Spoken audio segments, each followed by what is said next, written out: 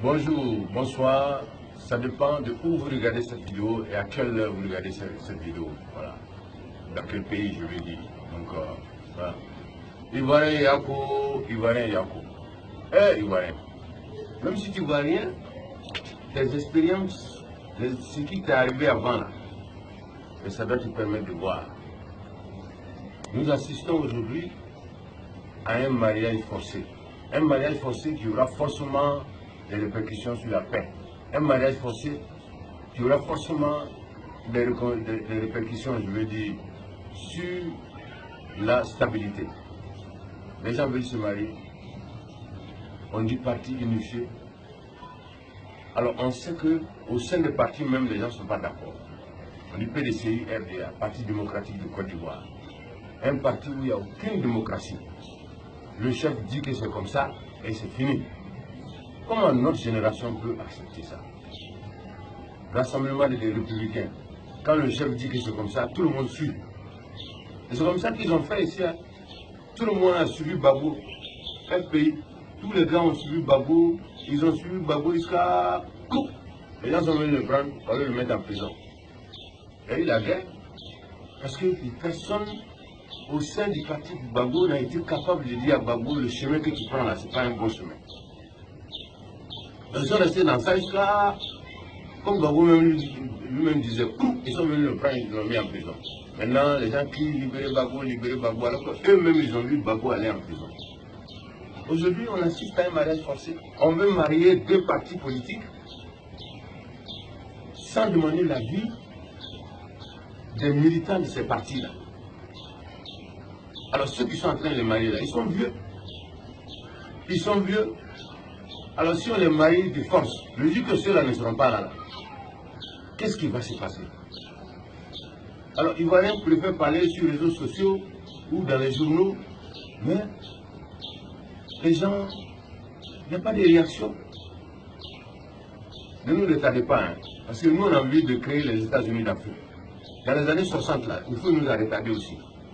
Parce qu'au fond, ils n'entendaient pas avec Kwame Nkrumah, tous ceux qui voulaient unir l'Afrique, la plupart étaient en désaccord avec Oufou. La Côte d'Ivoire, c'est le poumon économique de l'Afrique de l'Ouest. Donc c'est un pays très très important.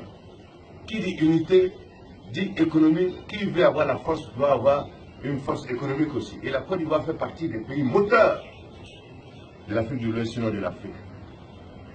Alors aujourd'hui, on décide de créer un parti unifié. On dit qu'on va avoir un candidat unique, un candidat du RHDP. Mais on sait que les membres du RHDP ne sont pas d'accord. On veut les marier, après il va y avoir un président, les gens ne seront pas d'accord avec eux. Dès que un papa, un des pères de cette unité-là va s'éloigner, les choses vont mal se passer. Et ça va mettre en cause la stabilité et la paix. Ivoirien Yako. Tout le monde parle. Quand vous allez au Mali, les gens s'expriment. Quand ils ne sont pas d'accord là, ils se retrouvent. Les partis politiques d'opposition se retrouvent avec la société civile, ils disent non.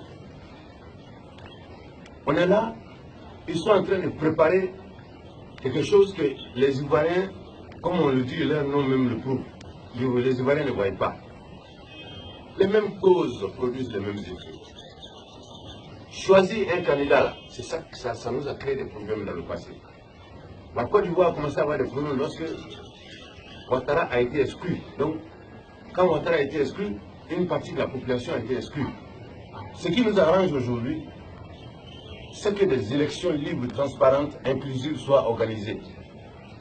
Et donner la possibilité à tout le monde de se présenter et donner le choix, laisser le choix aux Ivoiriens de choisir. Et que le président de la République, Alassane Ouattara, et son grand frère Henri Konan Bédié arbitrent, assistent les élections en tant que père pour qu'un jour ils soient les garants de la stabilité. C'est-à-dire quand on va avoir des problèmes, qu'on puisse dire, ah, on va aller voir Bédié, on va aller voir Alassane pour demander conseil. Le mariage forcé, vous savez que le mariage forcé, ça ne marche jamais. Il y a trop d'hypocrisie dedans, il y a trop de coups bas dedans. Et c'est ça qui est en train de se préparer, personne ne parle. Ivoirien Yako. Là, il est là, au nom de Jésus. C'est incroyable. Moi, en tout cas, je voulais faire cette vidéo pour dire que on voit les choses venir, personne ne parle. Ce pays a trop souffert. Le pays a souffert, on ne peut pas aujourd'hui voir les choses venir sans dire quelque chose. Sinon, je ne suis pas contre Ouattara, je ne suis pas contre Bédié. Je n'ai jamais dit que Ouattara n'a jamais travaillé. Si quelqu'un est bien placé pour savoir aussi que Ouattara a bien travaillé, c'est moi. J'ai des preuves.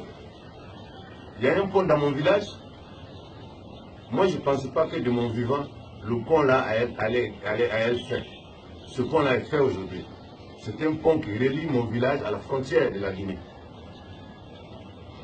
Et ce pont là a été fait.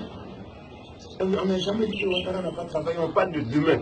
Après Ouattara là, qu'est-ce qui va arriver à la Côte d'Ivoire? Qu'est-ce que nous on va devenir? Est-ce qu'on va retomber dans la guerre? Ou bien on va connaître la paix définitive? C'est ça la question. Ivoirien Yako. Ça c'est mon avis sur l'actualité sociopolitique. Je ne suis pas contre quelqu'un. Je veux simplement dire ce que je pense en tant qu'Ivoirien, africain d'origine ivoirienne.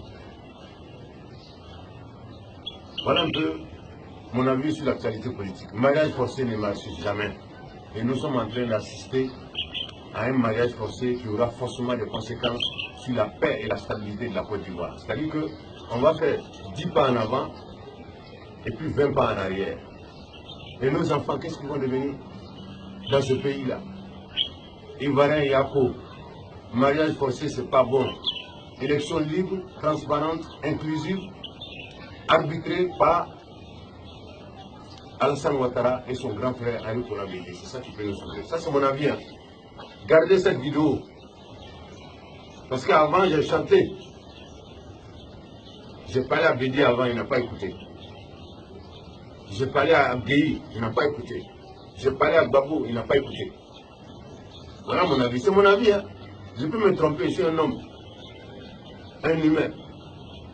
Mais je pense que ce que je suis en train de voir, mariage forcé là, ça ne marchera jamais et ça aura forcément des conséquences sur la paix et la stabilité de notre pays.